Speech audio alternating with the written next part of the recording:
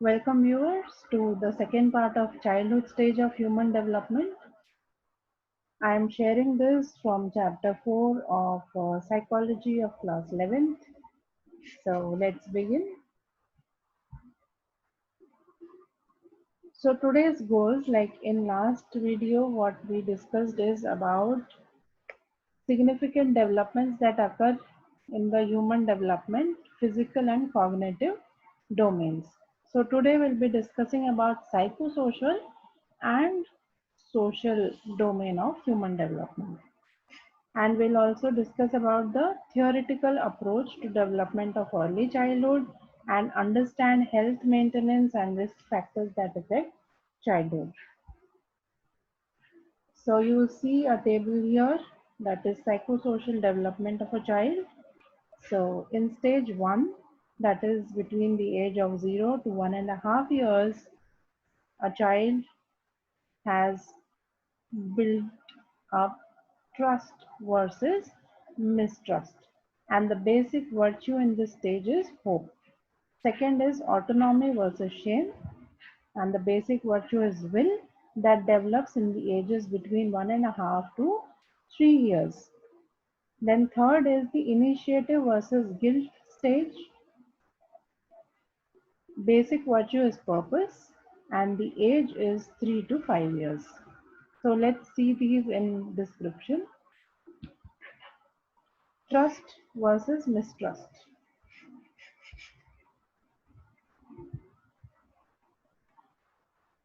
It is the first stage in Erik Erikson's theory of psychosocial development. This stage begins at birth and continues to approximately 18 months of age.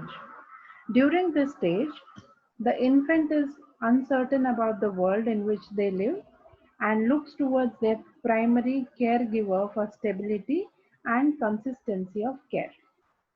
So, if the care the infant receives is consistent, predictable, and reliable, they will develop a sense of trust which will carry them to the other relationships as well. And they will be able to feel secure even when threatened. If these needs are not consistently met, mistrust, suspicion, and anxiety may develop in a child. If the care has been inconsistent, unpredictable, and unreliable, then the infant may develop a sense of mistrust, suspicion, and anxiety. In this situation, the infant will not have confidence in the world around them or in their abilities to influence events. Now let's see the stage of success and failure in stage 1. Success in this stage will lead to the virtue of hope.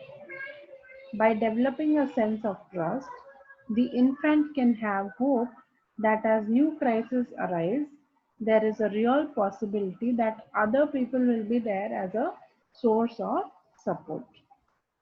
Failing to acquire the virtue of hope will lead to the development of fear. This infant will carry the basic sense of mistrust with them to the other relationships as well in future. And it may result in anxiety, heightened insecurities, and over-feeling of mistrust in the world around them.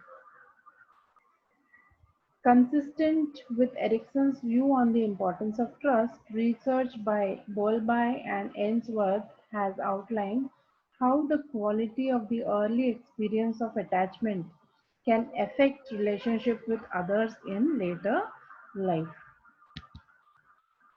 Then we'll look forward to autonomy versus shame and doubt. Autonomy versus shame and doubt is the second stage of Erik Erikson's stages of psychosocial development. This stage occurs between the ages of 18 months to approximately 3 years. According to Erikson, children at this stage are focused on developing a sense of personal control over physical skills and a sense of independence. Success in this stage will lead to the virtue of will. If children in this stage are encouraged and supported in their increased independence, they become more confident and secure in their own ability to survive in the world. If children are criticized, overtly controlled, or not given the opportunity to assert themselves, they begin to feel inadequate in their ability to survive and may then become overtly dependent upon others. So it may lead to lack of self-esteem and feel a sense of shame or doubt in their own abilities. So what happens during this stage? The child is developing physically and becoming more mobile and discovering that he or she has many skills and abilities such as putting on clothes and shoes, playing with toys, etc. Such skills illustrate the child's growing sense of independence and autonomy. For example, during this stage, children begin to assert their independence by walking away from their mother, picking which toy to play with, and making choices about what they like to wear, to eat, or what they don't. Initiative versus guilt. Initiative versus guilt is the third stage of Erik Erikson's theory of psychosocial development. During the initiative versus guilt stage, children assert themselves more frequently through directing play and other social interactions. These are particularly lively, rapid developing years of the child's life. According to Bede in 1992, this was the research, it is a time of vigor, of action, and of behaviors that the parents may see as aggressive. So parents may feel that child is turning aggressive. Okay, but it is a primary feature of this age, that is, it's a time of vigor, of action, and of behavior. Okay, that other people or parents may feel that child is becoming aggressive, but it is just a stage of development. During this period, the primary feature involves the child regularly interacting with other children at school. Central to this stage is play, as it provides children with the opportunity to explore their interpersonal skills through initiating activities. So they want to initiate, they want to take the lead role, they want to experiment with their skills. Children begin to plan activities, make up games, and initiate activities with others. If given this opportunity, children develop a sense of initiative and feel secure in their ability to lead others and make decisions as well. So then we talk here about social development. Social development includes moral reasoning. Children begin to learn right from wrong, to differentiate right from wrong. According to Kohlberg, whose theory uses stages similar to that of Piaget, children at this stage are in conventional stage. Pre-conventional, that is prior to the conventional stage. This means that their ideas come mainly from personal experience, are concerned mainly with personal outcomes. They are not able to grasp abstract concepts of morality yet because they understand things more in literal terms. Example, a child does not take toys of others because they know that if they do so, they will be punished.